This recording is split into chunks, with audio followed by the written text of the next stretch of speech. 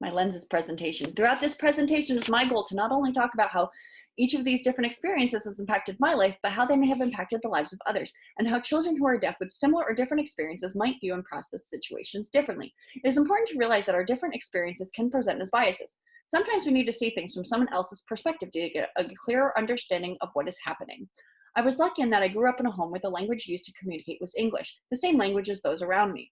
Mark Drosberg was born to parents who were deaf and used ASL, but he was forbidden from signing, especially after he lost his hearing.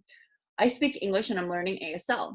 Sarah Kirsting talked about different students who were deaf and raised orally, who then went to college for the deaf, and of their difficulties communicating with others. Growing up, I had full access to language and I didn't have to work harder to understand what others were saying. However, I have had the unique experience of living in another country where almost no one speaks English. I now know how difficult and frustrating it can be to sit at a table and not understand a word of what is being said. I can't imagine what children who are deaf or hard of hearing must experience on a daily basis. In the Healthy Families article, one of the main pieces of advice they give to other families is to maintain complete and open communication. This means if your child uses ASL, the parent or other family members need to learn ASL.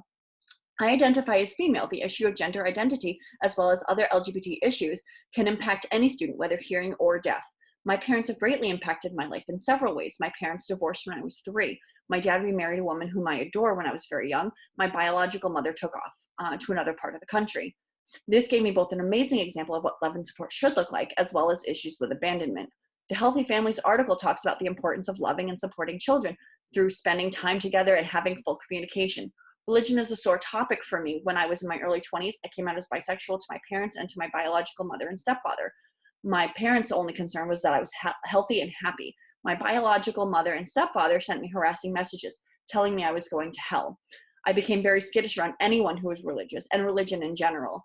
I realized this created a bias in me, one that I'm actively working to see through.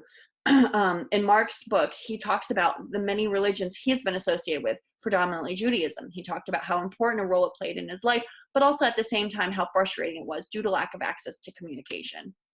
Being one of 6 children, there was always someone around to play with. Mark didn't have any brothers or sisters, but he often played played baseball with the kids in his neighborhood.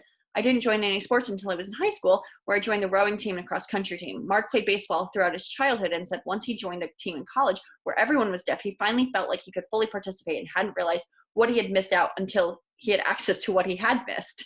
I was not a fan of either middle school nor high school. In middle school, I was bullied extensively, and then in high school, I was generally ignored. Mark, like many other mainstream deaf students, also had a difficult time in school. His problems typically stemmed from his lack of understanding of the teachers and his classmates. And references.